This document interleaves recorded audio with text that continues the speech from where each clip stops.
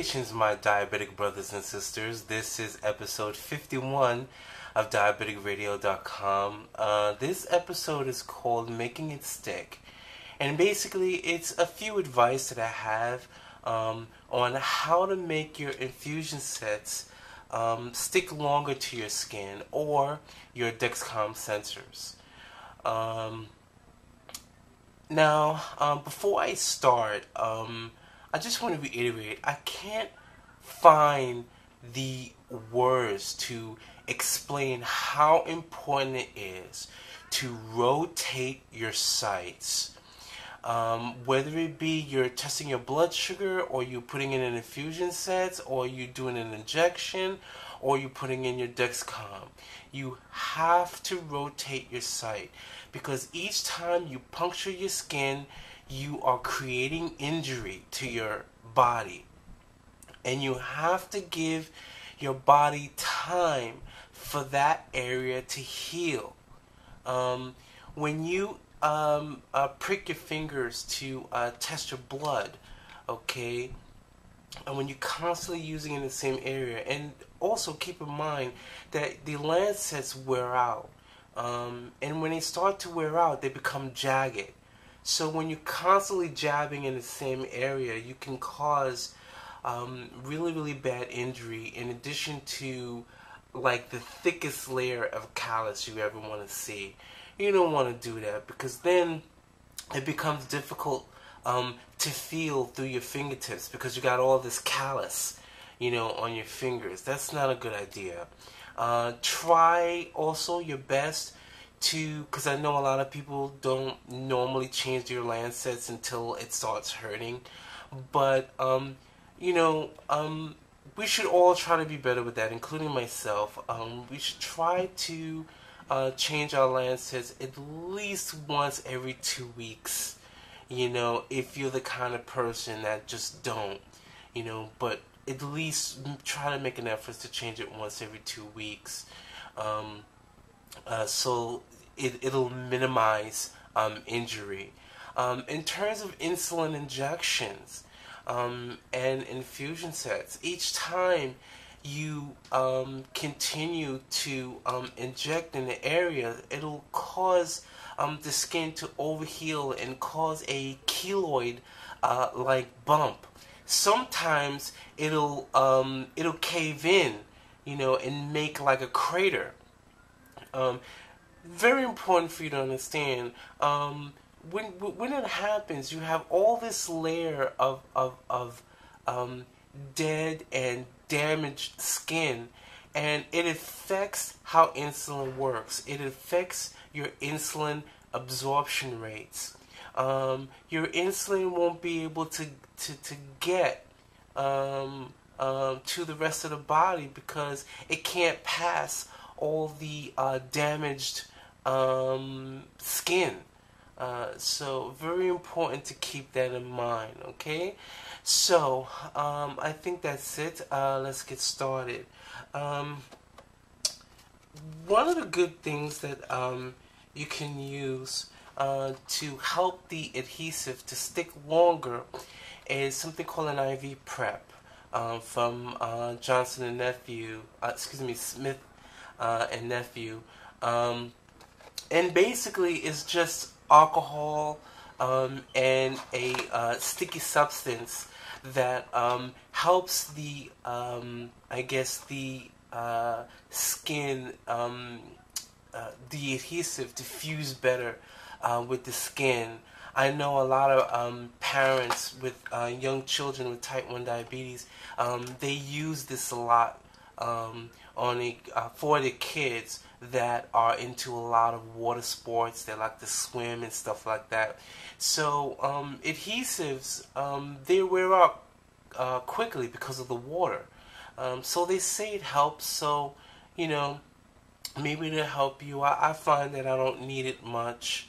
I guess my Animus infusion sets are really good, so I'm fortunate that I never had to really use those. The next one is Skin Tack, which is the same thing as Skin Prep. The only thing is it's just cheaper, so you may want to look into that.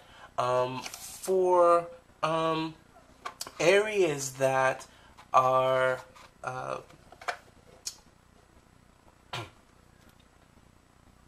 for those infections sometimes that we get from infusion sets or injections, you can use something like this. I know this is really big. It's too big for most people. This is a large. You may be able to get smaller, and you can use this with a little bacitracin, and it'll help to heal that area faster. Also, you can use something like this, which is like heavy duty sticking there. Very, very good. Now you're going to need a good adhesive remover. I use Unisolve. This is it's like a miracle, a miracle swab. You just douse, open it up, you douse it, the Band-Aid with the solution, and in about 30 seconds you just pull it right out, no pain. You can even use it with you know that big hospital tape, that tape cloth that a lot of hospitals use with bandages. You can even use it with that. It is so cool. Let's see. The next thing I have is something called IV 3000. I think this is good, particularly for the guys. Those of us who have very hairy areas like the stomach, not too hairy. If you look like a bear in that area, then I don't recommend this. You more likely would have to shave that area, and I know some guys may be resistant to that. But remember, the key is you must rotate your sites, especially if you are insulin dependent. So you may have no other choice but to shave that area. But if you have a little bitty hair, this is fine. When you open it up, it looks just like this. It's like a second skin. Hospital uses this to keep moisture out of the skin. You know, when you put the IV in your arm or whatever, that moisture helps to prevent infection. Now, some diabetes educators, they'll ask you to cut a hole in the IV 3000 and then, you know, put it over the infusion set. This never works for me because after a while the infusion set pops out in between the edges of the cutout, and it just served no purpose. The only way that this have really worked for me, at least in the areas that are hairy, is that I put the whole thing on the skin and then pierce the IV 3000 with the infusion set needle and just stick it like that. That appears to be the best for me.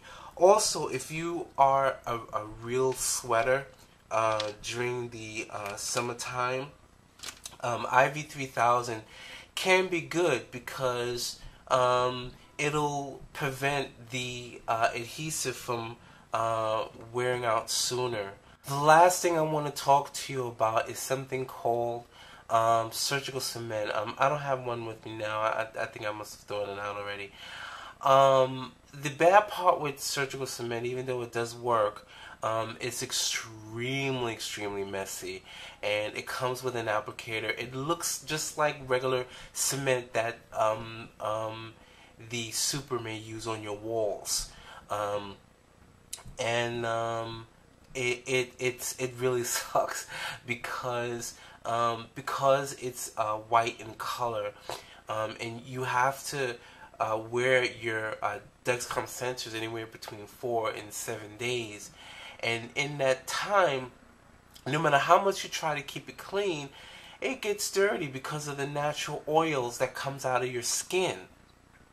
So everybody knows when you put on something white, the slightest amount of dirt, it's like a sore thumb. It really looks unappealing. So, you know, that's something you may want to think about, but it is indeed effective. There's also something called Mastisol you may want to try. It's this yellowish liquid that some people seem to find that it works. You can get it either at any medical supply store, including the IV3000, at a medical supply store. You don't need a prescription for any one of those. Or you can buy them on Amazon.com. I should warn you, though, that the IV3000s are very, very expensive. So, don't be surprised if you're spending $70 for like a $50 box. They're very expensive. Some insurances will pay for them. So maybe it's worth to give your insurance a call and ask them about IV, I as in V as in Victor, 3000, and ask them whether they'll pay for that. So I hope this helps, and thank you very much for everybody's support. I love you guys, and I look forward to doing my next video. Take care. Bye-bye.